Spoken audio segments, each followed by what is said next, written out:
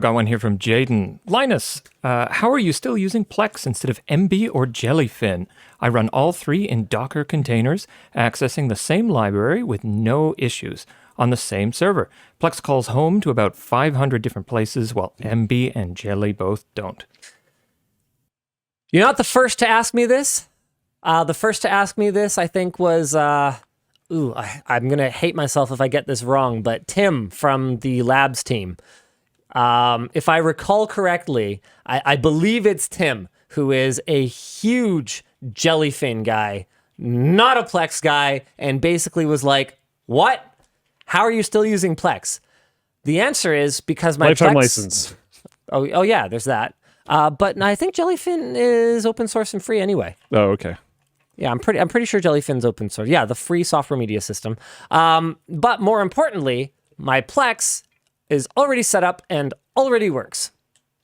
However, I have actually had enough problems with Plex that we have a conditional not working with you. I don't know if I would call it an order, but basically I told the sales team that we're not going to work with Plex until they resolve some of my longtime issues with it.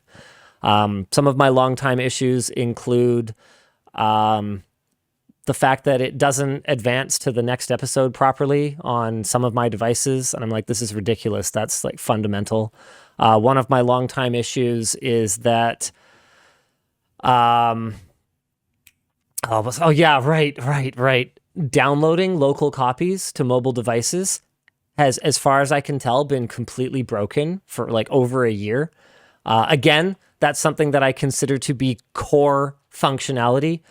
They seem to be very focused on developing, Plex TV and some of the other features that are not why I have it. I have it so that it will manage my media library and so that I can watch my media library on all my devices. Anything else is utterly irrelevant and might as well not exist.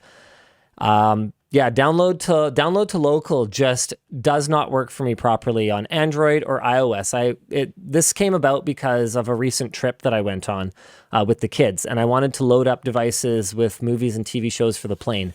And between my son's OnePlus 7 something, whenever they did that McLaren edition, he's got that one.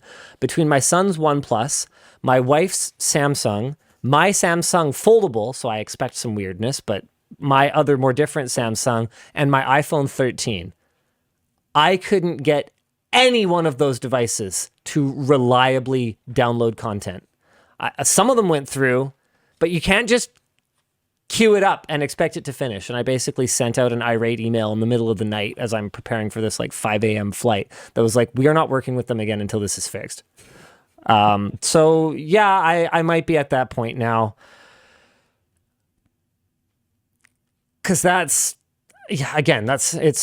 it's fundamental. Like, it works great for certain things.